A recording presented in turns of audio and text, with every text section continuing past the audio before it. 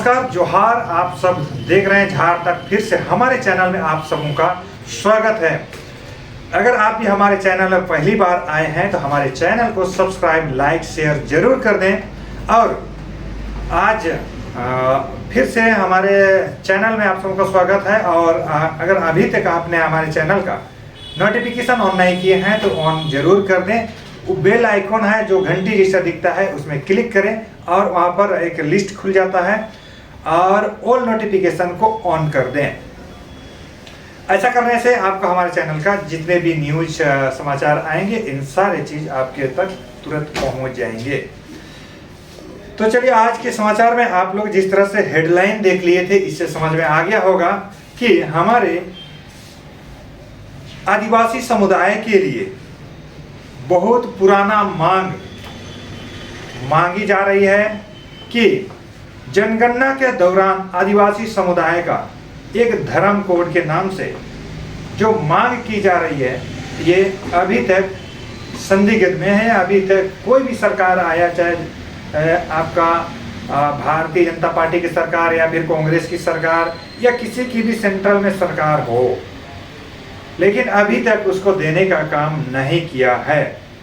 इसी बीच और कई कारणों के वजह से ही नहीं मिल रहा होगा, जिसके कारण से अभी तक कोई भी सरकार इसे या फिर देना नहीं चाहती है या फिर किसी तरह का त्रुटियां हैं।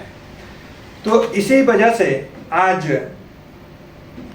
खूंटी के ही दो बुजुर्ग आपस में चर्चा करते हुए बातचीत किए हैं कि ये क्या यहाँ पर आदिवासी कोड का एक चर्चा हो रहा है और एक सरना कोड का, तो क्या मिलना चाहिए और क्यों मिलना चाहिए और कैसे मिलेगा, इन सारी बातों पर चर्चा कर रहे हैं। तो आइए हम सुनते हैं। आप काफ़ी जानकार रखते हैं जो खूंटी के ही से बिलोंग करते हैं, जो कि दामू मुंडा है, बहुत कोई इससे परिचित हैं। और साथ ही साथ एक युवा नेता आपका बिनसा मुंडा जी जो कि जियोरी के ग्राम प्रधान जी भी हैं। तो इन दोनों आपस में चर्चा करते हैं कि इस बार का जो मांग होना चाहिए ये सरना कोड के रूप में होना चाहिए या फिर ये आपका आदिवासी कोड के रूप में होना चाहिए। तो आइए आप लोग सुनते हैं और इन दोनों की चर्चा में क्या कुछ कहा है। अच्छा सर जी, आप ये बताइए, आदिवासियों के बीच भारत में जनगणना पांजी में कोड कॉलम को लेकर कई तरह की मांग हो रही है। इस पर आपका क्या विचार है या क्या बोलना चाहेंगे?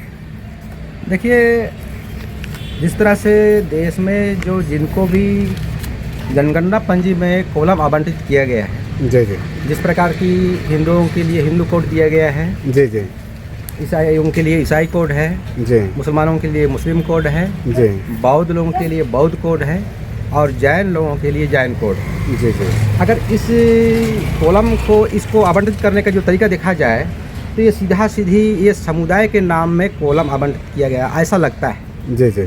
और इस हिसाब से भारत की जो आदिवासी हैं ये वो एक तो बृहत समुदाय का निर्माण करते हैं जी, और इसलिए इस बृहत समुदाय के लिए भी जनगणना पंजी में आदिवासी कॉलम होना चाहिए। अच्छा सर, बहुत लोग तो अभी हम लोग का झारखंड से भी और जगह से भी बहुत लोग सरना कोड, बिल कोड बोलना है, इसमें क्या दिक्कत है?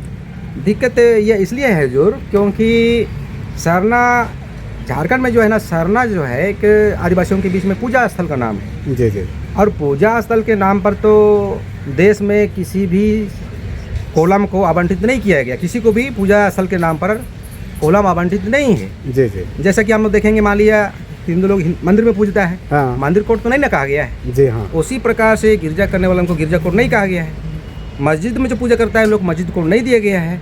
तो भाई हम सरना में पूजा करने वालों को ही सरना कोड क्यों? जी जी। इसलिए ये सरना कॉलम मांगना वाजिब नहीं है। जी जी। ये जो है अपना अस्तित्व को मिटाने जैसा है। जी जी। वास्तव में आदिवासियों का कॉलम आदिवासी नाम से ही होना चाहिए, आदिवासी कॉलम होना चाहिए।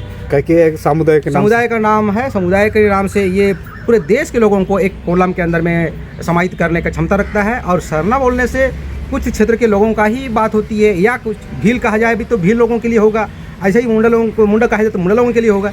भाई आदिवासियों को पूरा एक छत्र में लाने के लिए एक आदिवासी नाम का कॉलम होना ज़रूरी है और यही वाजिब प्रतीत होता है। अच्छा सर, इसके साथ साथ जैसे झारखंड में मुंडारी भाषा बोला मैंने हम लोग अधिकतर बोलते हैं, हाँ। तो क्या इसके साथ साथ में आदिवासी यों के लिए मुंडा भाषा को भी 8वीं अनुसूची में शामिल होना चाहिए? हाँ, भाषा को लेकर के भाषा तो देखिए ऐसा है कि देश में कई प्रकार के आदिवासी लोग हैं, कई भाषा के लोग हैं, जैसे मुंडा है, हो है, संथाली है, या भील है, या गोंड है। तो सबको अपना भाषा को संरक्षित करने के लिए भारत देश के 8वीं अनुसूची में शामिल कराने का मांग कर सकते हैं। जी जी। और हम यहाँ मुंडा बोलने वाले लोग भी, चूँकि मुंडा एक बहुत ही पुरानी भाषा है जी जी। जो आस्ट्रिक परिवार का है, और इसको हम कहेंगे कि ये तो बहुत ही पुरानी भाषा है, प्राचीनतम भाषा है। जी जी। जो इस भाषा से कई प्रकार के और भाषा निकलते हैं, जैसा हो, संथाली वगैरह वगैरह। तो इस तरह से 8वीं अनुसूची में अगर ये भाषा शामिल कराने की हम मांग करते हैं और इसे अगर सुना जाता है तो इस भाषा का संरक्षण बढ़िया से होगा। और सरकार के कई तरह के जो आजकल जो भाषा को लेकर के जो परीक्षाएं चलती है, उस परीक्षाओं में हमारे मुंडा लोग जो है ना, उस पर शारिक होंगे और बड़े नौकरियों का हकदार हो सकते हैं। और इसलिए इसका जो है 8वीं अनुसूची में शामिल होना एक ज़रूरी भी है और वाजिब भी है, और ये मांग वाजिब है। जी जी। तो आपका नाम क्या हुआ सर? मेरा नाम दामू मुंडा है सर। मैं समाज में एक सामाजिक कार्यकर्ता के रूप में लोगों के बीच में कार्य करता हूँ, बात करता हूँ और लोगों का कल्याण का बात सोचता हूँ। आप कहाँ से हैं?